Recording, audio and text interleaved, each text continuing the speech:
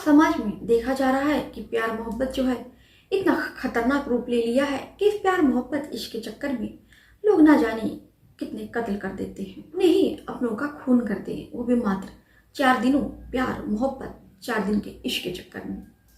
ऐसे जो कहानी सुनाने जा रही हूँ, इसे सुनने के बाद आपको यकीन नहीं होगा। मात्र 14 साल की लड़की को किसी से मोहब्बत हो जाती है, वो भी इस कदर मोहब्बत का नशा इस तरह कि वो देखते देखते अपने परिवार वालों का ही कत्ल कर डालती है। जो भी ये घटना सुनता है उसे सुनने के बाद यकीन नहीं होता है कि मात्र 14 साल की लड़की ऐसा कैसे कर सकती है। और पुलिस वालों को भी जब ये घटना पता चली तो पहले भी उनको विश्वास नहीं हुआ, उनको भी लगा कि नहीं ऐसा नहीं हो सकता। लेकिन जब उन्होंने छानबीन की तो पता चला कि इसी लड़की ने अपने परिवार वालों का एक एक करके कत्ल कर दिया है। तो ये कहानी अगर आपको पूरा जानना है तो आपको हमारी वीडियो के अंत तक बने रहना होगा कि आखिर में कैसे 14 साल की लड़की ने अपने घर वालों के साथ इतनी साजिश रची और अंत में एक एक करके अपने परिवार वालों का अपनी मोहब्बत के लिए, प्यार के लिए कत्ल कर दिया। जब ये बात उस लड़के को पता चली तो वो लड़का भी इस लड़की को छोड़ देता है और कहता है कि मैंने तुमसे प्यार किया था, मैंने किसी कातिल से प्यार नहीं किया था। तो बदले में वो लड़की काफ़ी पछताती है, अपने गुनाह की माफ़ी भी मांगती है, गिड़गिड़ाती है और खुद पुलिस से कहती है कि मुझे आप सदाए मौत दीजिए। फिर लेकिन कहते हैं ना कि आखिर में उसका अंजाम भी क्या निकला। जिस लड़के के लिए उसने सब कुछ किया वो लड़का भी उसको कातिल समझकर छोड़ देता है। और अब जो था उसके, वो खुद चाहती थी कि उसको जो पुलिस है वो मौत की सज़ा सुनाए। तो इस कहानी को पूरा सुनिएगा कि आखिर में उस लड़की ने कैसे और कितनी दर्दनाक तरीके से इस घटना को अंजाम दिया, वो भी मात्र 14 साल की लड़की ने। तो आदाब, श्रोतिका, नमस्कार। हाजिर है मैं हाईवे क्राइम तक में आपके साथ। उम्मीद है हाईवे क्राइम तक का जो परिवार है स्वस्थ होगा, मस्त होगा, अपना ख्याल रख रहा होगा।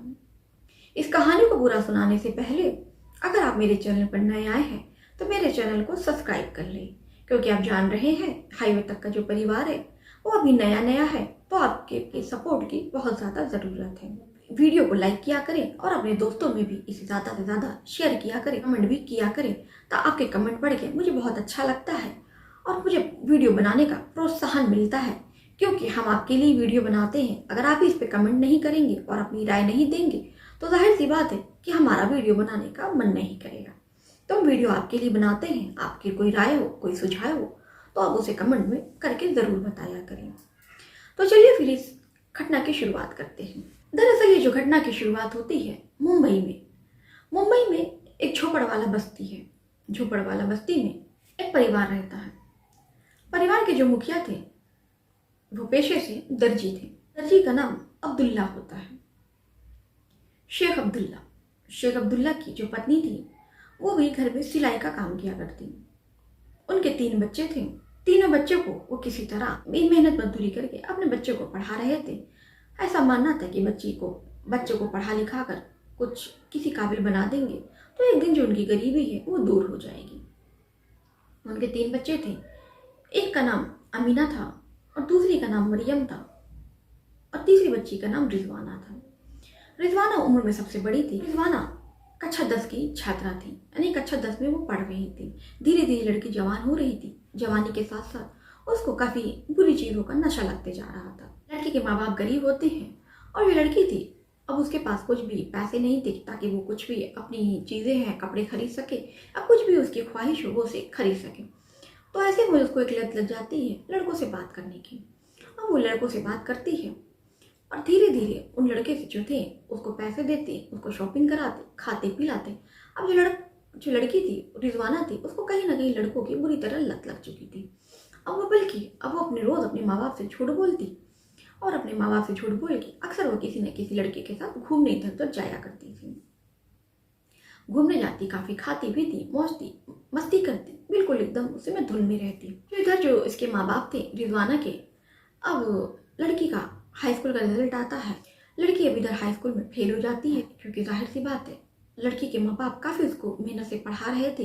बहुत मेहनत मजदूरी करके 4 पैसे इकट्ठे होते तो अपना पेट कार कर लड़की को पढ़ाते थे।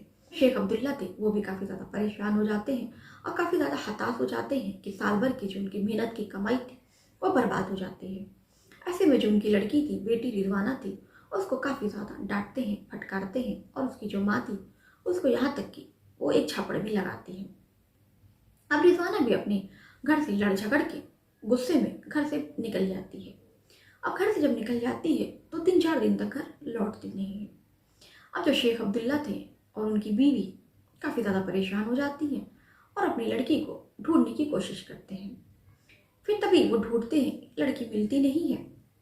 अब ऐसे ही 2 दिन का वक्त गुजरने के बाद खुद जो रिजवाना थी घर लौट आती है।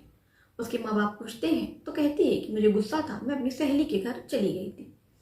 तो उसके माँ बाप भी उसको डांटते हैं, फिर डांट फटकार कर फिर वो ज़्यादा कुछ नहीं कहते कि लड़की फिर दोबारा ऐसा कदम न उठा ले। और फिर जो लड़की थी हाई स्कूल फेल हो चुकी थी, तो फिर वो कहती है कि अब्बा, आपको मेरे खर्चे उठाने की ज़रूरत नहीं है, मैं अपने खर्चे खुद उठा लिया करूँगी। तो उसके जो अब्बा होते हैं, अब्बा थे, वो पूछते हैं कि बेटा कैसे तुम अपने खर्चे उठाओगी। तो कहती है कि मैं पार्ट टाइम जॉब करूँगी और पार्ट टाइम जो समय मिलेगा उसमें मैं पढ़ाई किया करूँगी। तो अब्बा भी खुश हो जाते हैं कि चलो जो लड़की है अपनी जिम्मेदारी खुद उठाने के लिए तैयार हो गई है। अब ऐसे में जहाँ वो जॉब करती है पार्ट टाइम, वहाँ पे एक लड़का था। देखते देखते दोनों की दोस्ती होती है और दोनों की दोस्ती कब प्यार में बदल जाती है दोनों को पता ही नहीं चलता है। वो भी प्यार, इस कदर प्यार बढ़ता है कि प्यार परवान चढ़ जाता है। दरअसल जो लड़का होता है उसका नाम किशन था। किशन हिंदू था और जो लड़की थी रिजवाना, वो मुस्लिम परिवार से थी। अब कहीं ना दोनों का मिलना जुलना एक दूसरे से लगा रहता था। काफी वक्त बीत जाता है। रिजवाना जो है वो किशन से शादी करना चाहती थी। अब लेकिन जो किशन था वो हिंदू था, तो जाहिर सी बात कैसे में दोनों की शादी हो नहीं सकती थी। अब रिजवाना अपने घर वालों से कुछ कहती तो नहीं है, लेकिन धीरे धीरे ये बात पता चल जाती है। जो रिजवाना है वो किसी हिंदू लड़के से मिलती है, बातचीत करती है, उसको उससे मोहब्बत है और वो उससे शादी करना चाहती है। अब ये बात जब कंफर्म करने के लिए रिजवाना की अम्मी जो है रिजवाना से पूछती हैं, तो रिजवाना हाँ कर देती है। और फिर उसकी जो अम्मी है उसे काफ़ी डांटती है, फटकारती हैं और कहती हैं कि तुम आज के बाद उस लड़के से नहीं मिलोगी। अब फिर जो रिजवाना थी वो बिल्कुल कह देती है कि मैं अगर शादी करूंगी तो सिर्फ मैं किशन से करूंगी, वरना मैं किसी से नहीं करूंगी। अब उसके अब्बू को भी ये बात पता चलती है। घर में काफ़ी हंगामा मचता है, लेकिन जो घर वाले थे वो काफ़ी ज़्यादा इसको मारते हैं, पीटते हैं और लड़की को घर से बाहर निकलना भी लड़की बंद कर देते हैं। अब रिजवाना बिल्कुल परेशान हो चुकी थी और रिजवाना एक दिन लड़के के साथ भाग जाती है। करते करते 3 दिन बीत जाता है और 3 दिन बीत जाता है और लड़के का फ़ोन भी नहीं लगता है। पुलिस वाले थाने में जाकर लड़की की गुमशुदगी की रिपोर्ट लिखाते हैं। पुलिस लड़की को बरामद करती है और रिजवाना के माँ बाप के हवाले कर देती है। अब लड़की घर पर तो आ जाती है, लेकिन लड़की कहीं काफ़ी खुन्नस में थी और लड़की काफ़ी परेशान थी कि अब वो करे तो क्या करे। फिर ऐसे में ही वो प्लान बनाती है कि क्यों ना वो रास्ते से अपने परिवार वालों को हटा दे, क्योंकि जब तक वो जिंदा रहेंगे इनके मोहब्बत के आड़े आते रहेंगे और इनके जिंदा रहते तो वो एक नहीं हो सकेंगे, ना ही वो इनको जीने देंगे। अगर वो इसके साथ भाग भी जाती है तो इसको वो पुलिस के सहारे पकड़वा देंगे। अब लड़की जो थी मन ही मन में इनको मारने का प्लान बनाती है। उसकी 2 बहनें थी, उनको घूमने ले जाती है और ले जाकर वो एक खाड़ी थी, उसी खाड़ी में दोनों को धक्का दे देती है। फिर वो घर आती है। जब उसके माँ बाप पूछते हैं हमारे साथ 2 बहनें भी गई थी, वो 2 बहनें कहाँ हैं, तो उस पर जो रिजवाना है वो कहती है कि अम्मी वो बाजार गई हैं, वो अपनी सहेली की, उनको सहेली मिल गई थी तो अपनी सहेली के साथ वो घूमने चली गई हैं। बोली तो अब भी तुम घर चलो, हम अम्मी से कहना कि हम 3-4 घंटे में आ जाएंगे। अब फिर जो था अब अपनी बहनों को तो वो किनारे लगा चुकी थी।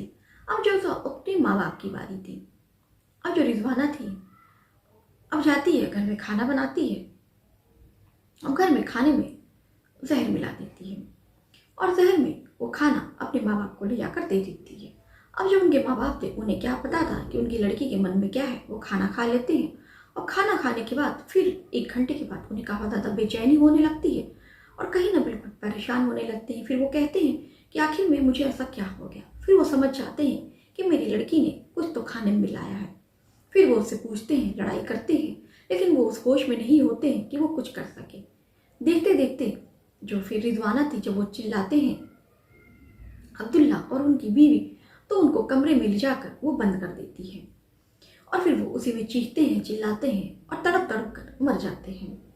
जो उनकी बेटी है वो अपने बॉयफ्रेंड के साथ फरार हो जाती है।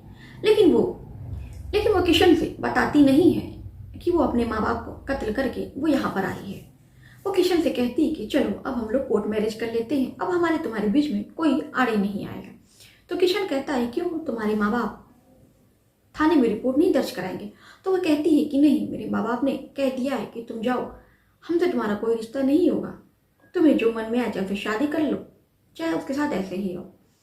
फिर ऐसे इधर दोनों शादी की तैयारी करते हैं और जो इधर जो उसके माँ बाप थे, अब जाहिर सी बात है माँ बाप को मरे 2 दिन हो गया था, 2 दिन में जो उनकी बॉडी है वो सड़ने लगती है और काफ़ी ज़्यादा उससे दुर्गंध आने लगती है। हम आस पड़ोस के जो लोग थे वो बहुत परेशान हो जाते हैं कि आखिर में दुर्गंध कहाँ से आ रही है। अब्दुल्ला के घर जाते हैं और देखते हैं तो देखकर बिल्कुल परेशान हो जाते हैं कि शेख अब्दुल्ला और उनकी बीवी मेरे हालत में पड़े हुए हैं। और वो तुरंत पुलिस को फ़ोन करते हैं, पुलिस मौके पर पहुंचती है। फिर काफ़ी ज़्यादा हंगामा मच जाता है कि आखिर में किसने ऐसा किया है। फिर उनके 3 बच्चों की भी पुलिस तलाश करती है, तीनों बच्चे भी नहीं मिलते हैं। ऐसे में जो पुलिस है अब उसको समझ में नहीं आता है कि आखिर में कौन ऐसा कर सकता है।